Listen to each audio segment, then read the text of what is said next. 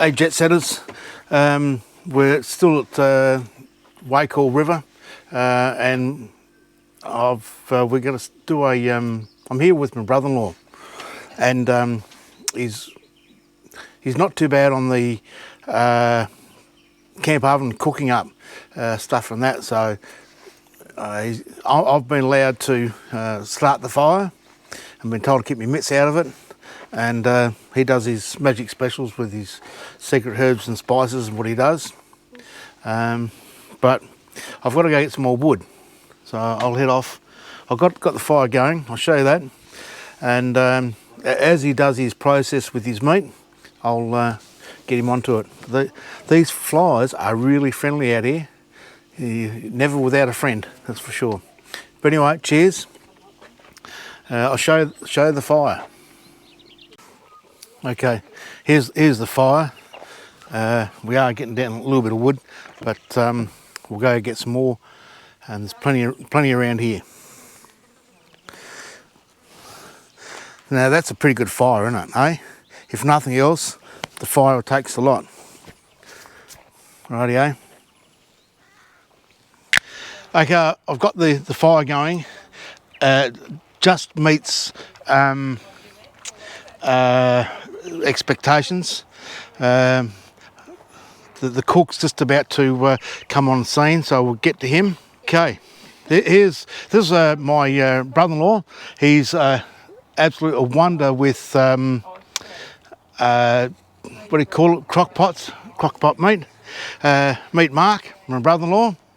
Hey Mark, yeah. Good to see you, mate. Thanks for coming out. Thanks, Bucky. That's right. No worries. G'day trendsetters, jack setters. So my name's Mark Bullet, or Bullet short, if you want to pronounce me as that, aka Bullet. And what we have here, we have a rolled seasoned lamb roast, and we're going to put it in the campy. As Bucky showed you over there, we've got the campy. Now this is weighing in at 2.5, so you're normally about an hour and a half to 2 hours per kilo. So we're going to put this in for a few hours on slow.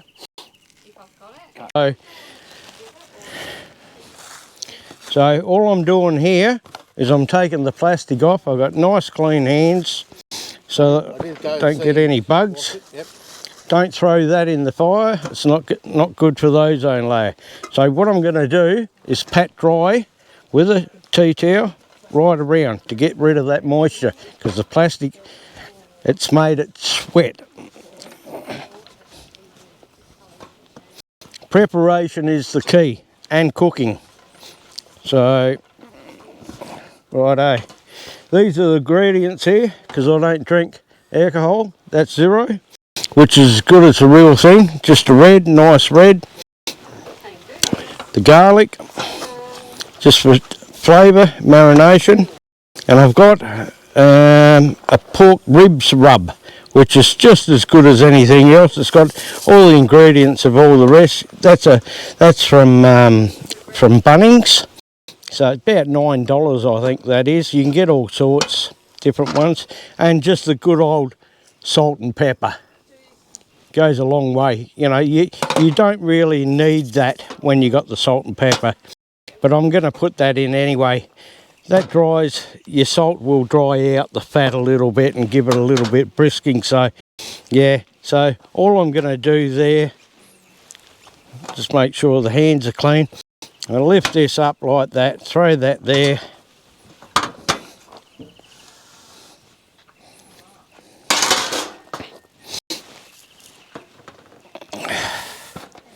And this will be put in the fridge for around about an hour.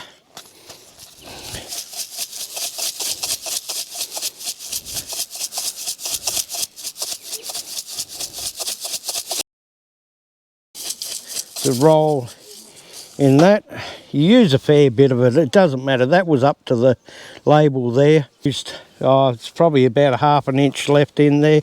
You can see all the spillage here, but that's all right, because we're going to put that in the fridge like that.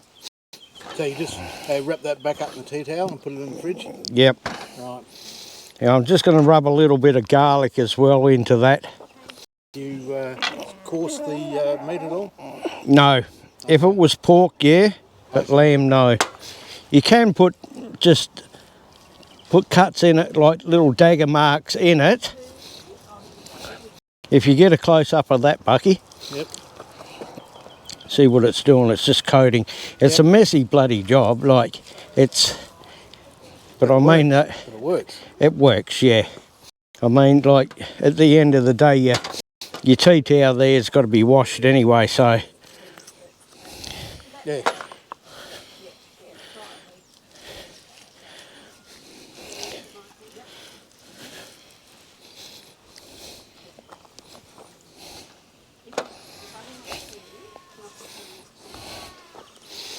Normally get your garlic and ginger and that sort of thing from Coles or the supermarket like that. It's a cheap way when you're travelling, camping and that, you know, instead of having it in a jar where it's rattling around in the cupboards, it's easier in a tube, and you know it's not going to break, and you can get every last drop of it out. As you can see, there's nothing left of that, and you know you just discard that instead of the big jar of it. You know, get rid of that, throw that in the bin. Yeah, good idea. Yep. A little bit of, I'll just, a little bit of salt.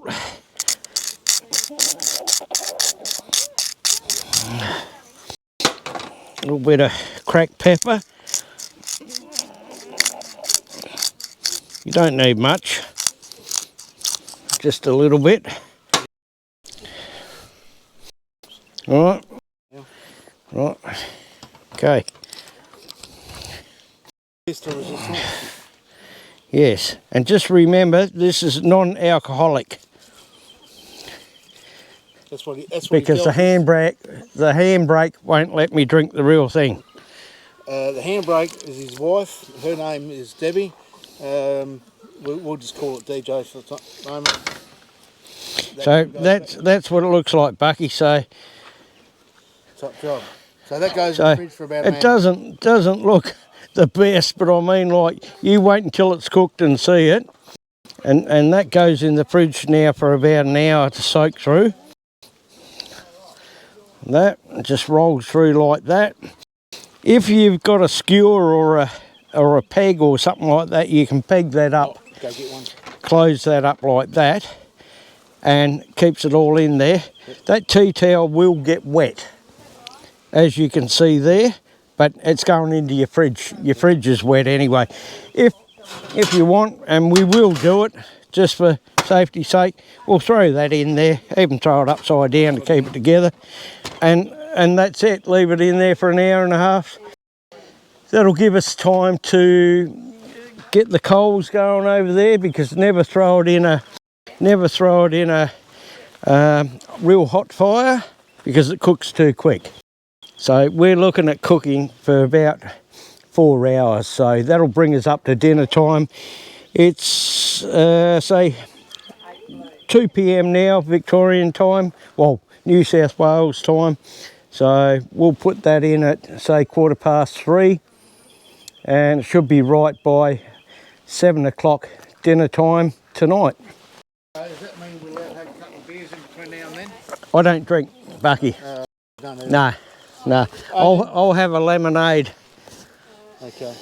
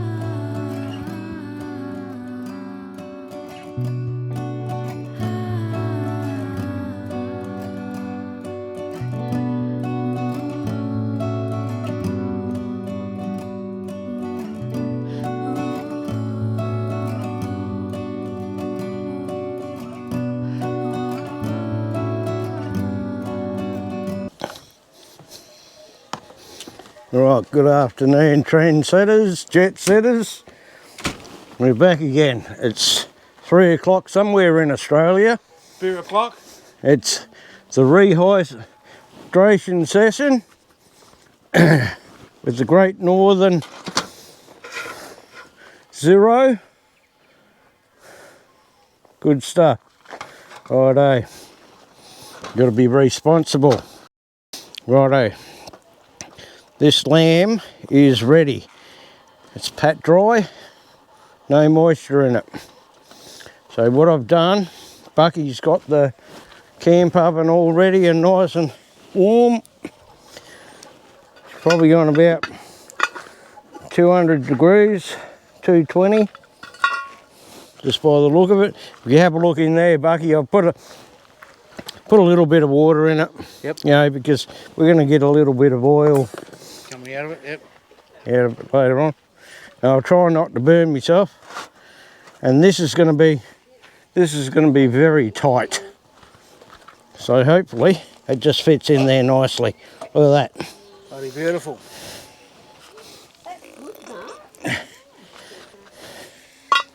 So all I do there, stick the top on it, like that. She's not sealing too good, but that's all right. That'll go down. Once it starts cooking a bit, she'll go down. Just leave that for probably a half an hour. It should go down, seal it, and then we'll throw some coals over there, straight on there, and then Bob's your uncle. Good I'll stuff. see you when it's a little bit better. All right. Yeah, so.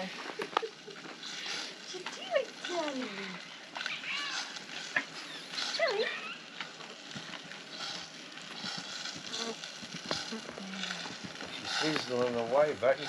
Yeah. It smells absolutely beautiful. Whoop, whoop, Oh, whoop, okay. whoop.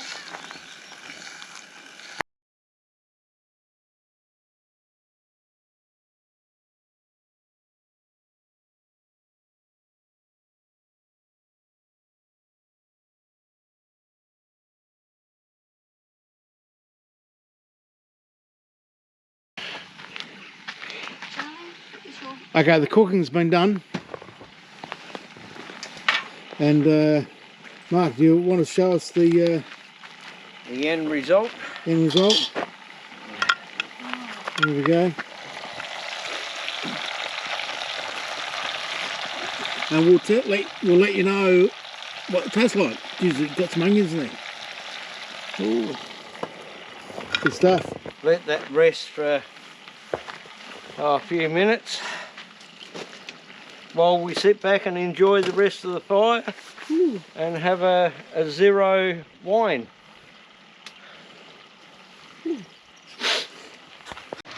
And this is DJ, as Mark's wife, Hi.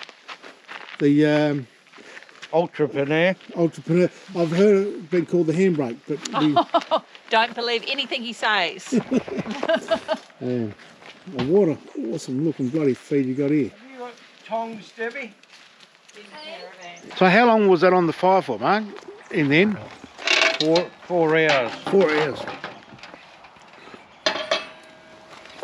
And there's your caramelised onion. Yeah, I've already had a taste of that. Well, you want that piece? No. Oh. Right, here we go. Moment of test. Have a look. Looking. Oh, that looks good. Give us a taste test, Mark.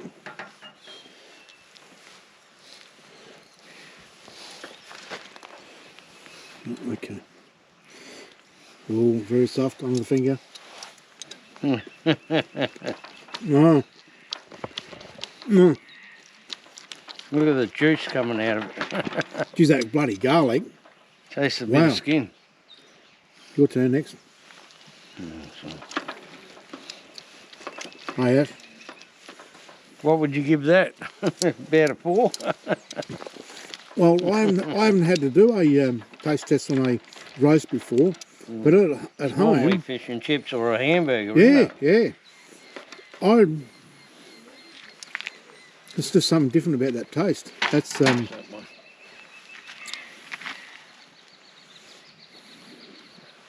the garlic's unreal. Mm. Yeah, yep.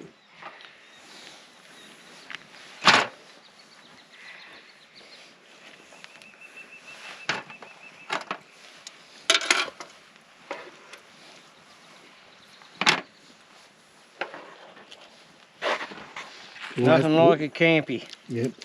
We'll have to go around the table later with everyone, and because we're having this in rolls tonight, guys. And so, oh yeah, look at the way that's cooked there. That's beautiful. Yep. We'll go around to everybody and ask them their opinion on the On the score. on the score. Yeah.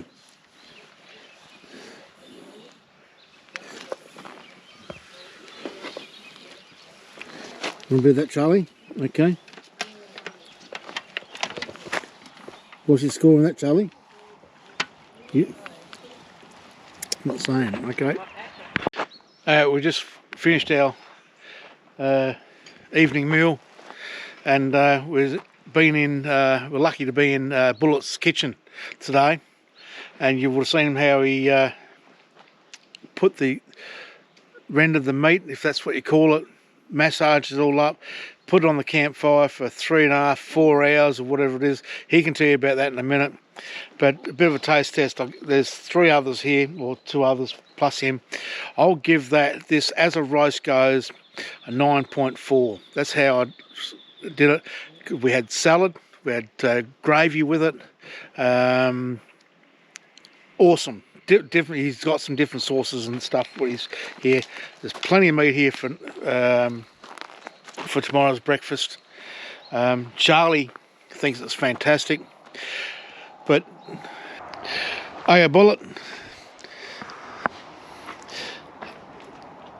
of your own cooking. Cheers, trendsetters, jet setters, whoever's out there watching at the moment. Just kicking back. A 0 Merlot again. We've all eaten dinner. It was, yeah, well, Bucky said 9.4, but I beg to differ. I reckon a 10.4. It was a joint effort. It wasn't only me. So, yeah, nice roast. It will do a couple of meals. So, virtually, I break things down to, like, the roast was nearly $40. A couple of bread rolls, bit of salad, gravy, onion. So it worked out round about $12 to $13 a head, which is cheaper than a pub meal. We're out in the Outback here, camp oven, fire, just cruising. So yeah, got a little bit of a clean up to do in a minute, but so what, that's part and parcel of the cooking, isn't it? You do that at home anyway. So yeah, no, it was good. Little bit of time, but while you're watching the fire burn away, you're actually cooking a meal for yourself as well. So yep, yeah, all right, catch you next time. We'll go over to DJ, that's Bullett's wife, and DJ, what did you think of the roast? I see you have an empty plate. Is this a good sign? Yes, it's a very, very good sign for me, seeing that I don't usually eat meat, which everyone would know if they know me. I'm more of a salad girl myself, and veggies, more veggies. But anyway, it was delicious. It was very, very nice. And even when it was cooking, you could smell it. It was just beautiful. I did have a bit of meat, and the gravy was delicious. What more can I say? Thank you. Score? Oh, score. Not we scored tonight. You're going to score tonight. I mean the score of the meal. Well, I'd say a 9.5. It was excellent. and the lovely wife. How'd you score it there? How, the roast was done?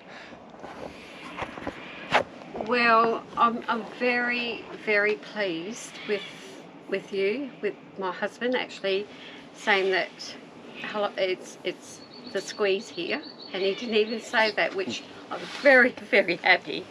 I'm getting sick and tired of getting hit on the back of the head. I am learning. And I would probably give my meal pats on my brother's back, bullets. Very good, but I only got the stuffing.